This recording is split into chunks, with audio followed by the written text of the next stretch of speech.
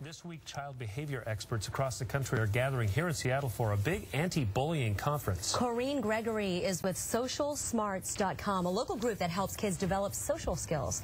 Thank you for being back. Thanks. This is a very important topic right now. Yes, absolutely. Yeah. Thanks, yeah, Lily. Corinne, great to see you again. We're going to hit the conference in Seattle in just a sec, but I want you to first set a baseline for us. How prevalent is bullying, and how much worse has cyberbullying gotten in terms of the ability to reach kids that otherwise, you wouldn't be able to reach?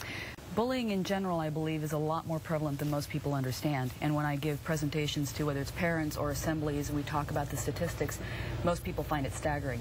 Statistically, our kids now stand a 1 in 4 chance of being the victim of some form of school-based violence before they even get to high school. Wow. And if they happen to be ages 12 to 18, a full third will say they've either been bullied or actually the bully, and it can be as high as 50% or higher. Wow. So bottom line it for us, what can parents do if their kid's being bullied or if their kid is the bully? What kind of strategies have you seen that really resonates with kids to help them be more passionate? Well, it's kind of a challenge, particularly the latter example you just gave is if your child is the bully, because the natural inclination we have as parents is to say, well, it can't be my kid. That's not possible. You're just making that up. So defensiveness is an absolute norm, but just be understanding as a parent that maybe there is something going on.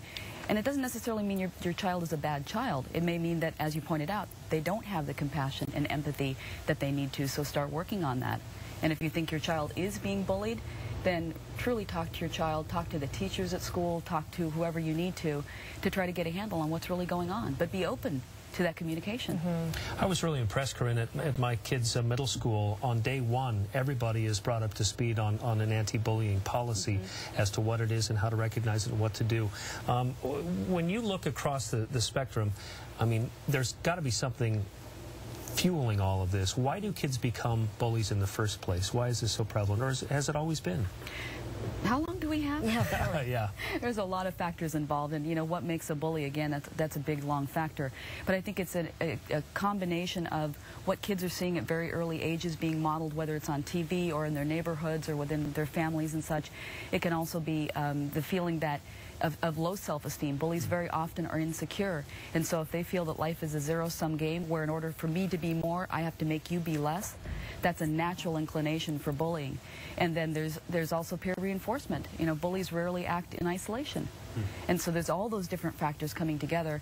And while our schools may have anti-bullying policies and programs, they don't tend to work as well as we would like to, particularly for the amount of money we spend on them. Yeah. So how will this week's conference address bullying and cyberbullying?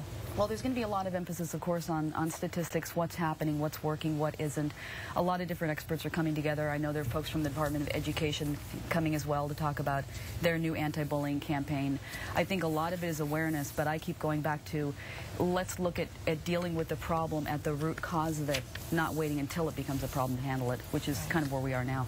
So, Corinne, it seems like a lot of this stuff falls back on, I guess, families not doing what they should at home. When you take a look at all the problems facing the education system, a lot of that stuff is because mom and dad, or if there is, just one parent, they're not doing what they need to at home. So what do you think the solution is long-term for all of us? Well, I think it's a bit of an oversimplification to say if mom and dad were only doing their jobs, we wouldn't have these problems. People tend to believe that, but there again are about 100 factors involved, and Wow. even parents that are doing a very great job are pushing an uphill battle these days. So in schools, I talk about how we have to go back to the fundamentals of teaching pro-social skills, not anti-bullying policies. So if you teach kids and truly teach them on why it's important, why they should care, give them those skills, empathy, compassion, respect, integrity, all those types of foundations, and then show them why it's in their best interest to behave that way, you'll find most of the problems going away. Wow, that is so insightful. If you feel that empathy, of course you're not going to pick on that kid, right? The biggest question is, would you like it if somebody did that to you?